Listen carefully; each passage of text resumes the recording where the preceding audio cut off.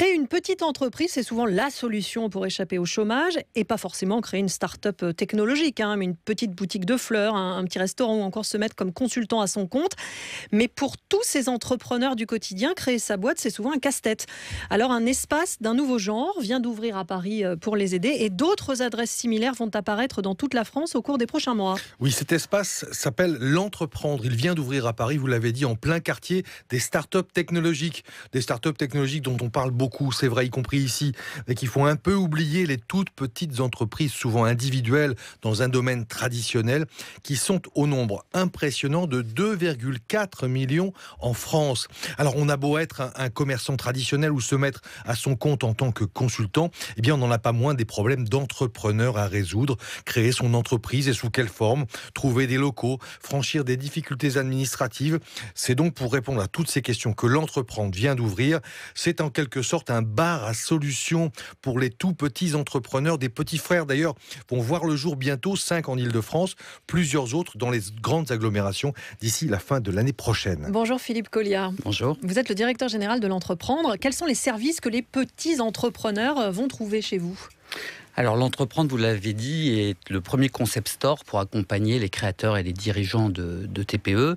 Donc l'idée, c'est de mettre à leur disposition des moyens un petit peu contemporains, les moyens dont disposent habituellement les start-upers. L'idée, c'est de trouver un endroit dédié pour ces patrons de TPE. Donc si on fait un focus, on a par exemple un bar à conseils, la possibilité d'avoir des conseils sans rendez-vous, éventuellement facturés même au quart d'heure pour répondre à leurs enjeux directement sans problème. On a également un club d'entrepreneurs afin que les entrepreneurs puissent échanger, se former, se confronter par rapport à leur problématique, et puis un espace qui est donc un espace de coworking sur le mode également un certain nombre de postes de travail et des solutions comme ça assez innovantes et qui d'habitude sont réservées aux start-upers. Ça coûte combien ? Ça coûte 120 € de l'heure, c'est facturé également pour le bar à conseil, excusez-moi, l'espace de coworking, c'est pas du tout ces prix-là, et facturé au quart d'heure. Donc on facture au temps passé, vous avez des solutions qui sont des solutions à l'année, des solutions qui sont des solutions ponctuelles.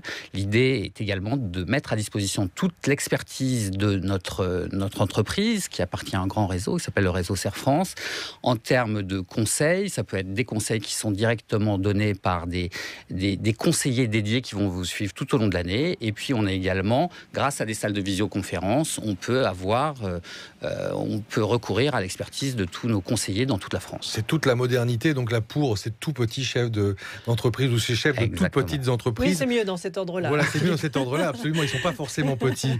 Quelles sont justement les questions ou les difficultés qui sont les plus récurrentes pour les créateurs de petites structures comme ça ? Alors il faut bien comprendre, vous le disiez, ces gens-là sont comme vous et moi, sont avant tout des gens qui ont un métier et à un moment ils se découvrent entrepreneurs.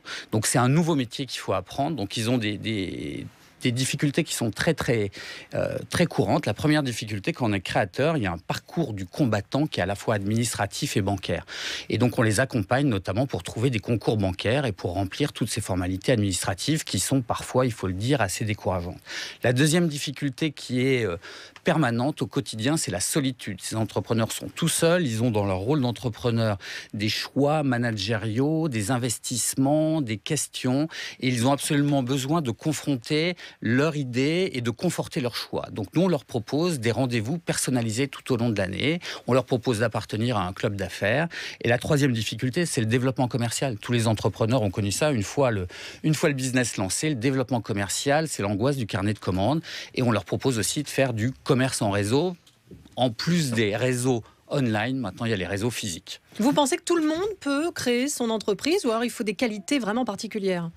Alors, ce qui est sûr, c'est que désormais, la création d'entreprise est vraiment passée dans les mœurs. On a fait un sondage pour avoir un petit peu la perception qu'ont les Français de ces entrepreneurs du quotidien. On s'aperçoit, quand on pose la question, on a 2/3 des 18-30 ans qui souhaitent que leur enfant crée une entreprise. Donc, effectivement, c'est quelque chose qui désormais est vraiment devenu au cœur des préoccupations, je pense, et au cœur des envies, en fait, des gens. Je pense que c'est une solution de créer son emploi. C'est compliqué parce qu'on est seul. Ces entrepreneurs également, le sondage nous l'apprend. La plupart des Français pensent que ces entrepreneurs sont délaissés par les pouvoirs publics, peu accompagnés par les entreprises et même, je dois dire, même si aujourd'hui on fait exception, très peu relayés par les médias. Donc ils ont besoin de structures qui les accompagnent. Je crois que ça vaut le coup et c'est des entrepreneurs qui, pour les Français, sont importants pour la vie quotidienne et pour l'activité économique. Vous êtes là pour les aider, ça s'appelle l'entreprendre et vous êtes son directeur général, Philippe Collier. Merci beaucoup.